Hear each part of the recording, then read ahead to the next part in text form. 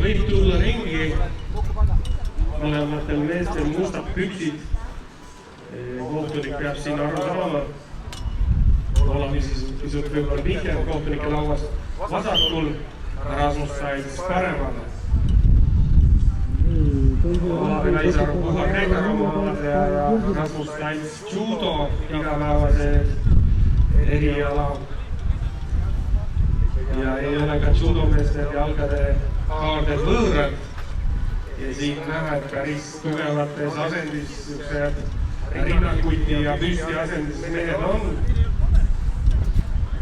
Ja keha uju järgi on näha, et tegemist on sportlastega, atleetidega.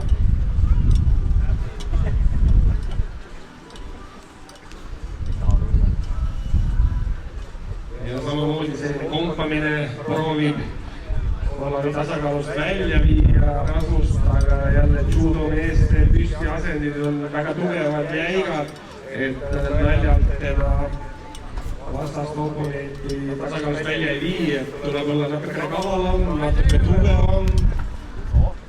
Rasmus jälle on ühte kätt tugevalt siit maadab, see talle väga sobib. Kreeka Roomas me nimetame seda käsivarreheiteks. See on täna Rasmuse leib olnud, sellega ta 3 meest alalõppis maha võttis. Et praegu ka siin kindlasti tahab Olavi pikki käsi kätte saada. Head sooritus. 0-0 on seis, siin kohtunik peab hakkama peagi sekkuma ja aktiivsust märkama. Ja ongi vile. Aaron 15, Aaron Juhul sa pead näitama samamoodi. Juhul ka. Siin me näeme, kuidas kohtunik siis annab kätega märku, kutsub Rasmust aktiivsusele üles. Ja 30 sekundi jooksul Rasmus peab võtma punkti. Muidu saab siis aktiivsuse vastane Olavi Laisar. Midagi ohtlikku praegu tulnud, käsi teist korraks maha, see ei ole keelatud, selle eest punkti järgneb. Aga kohe saab see karistusaeg läbi, et Rasmus peab punkti võtma, või läheb see vastasele.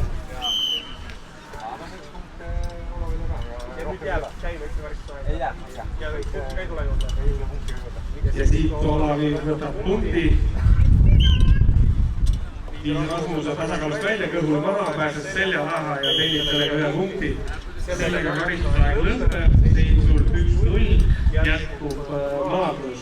Siin ei ole vahet vaata, kas vaata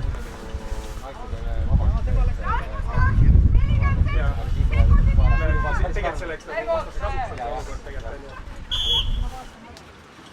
Ja nüüd on minut 30 sekundit on matši lõpuni, nüüd 30 sekundi jooksul peab riskeerima tagaaja ja Rasmus siis, sest viimase punkti võtja saab veelse. Läks, Rasmus, sa pead tegema 20 sekki. Läks, go, välja, trügi ja tõmme. Tugev tõmme, ripu kaela küljes. Läks. Sa pead tegema, riski. Mine riski peale! Ja kell lõpetab suhteliselt ikkagi võib öelda võrdsete finaalivääriline kohtumine. Olavi Laisar võtab siit Eesti meistri tiitli, kontrollivalt lõpuni oma edu suutis hoida. Tegemist on väga kogenud lootustandva sportlasega ja tegelikult ikkagi tal oli olukord kontrolli all.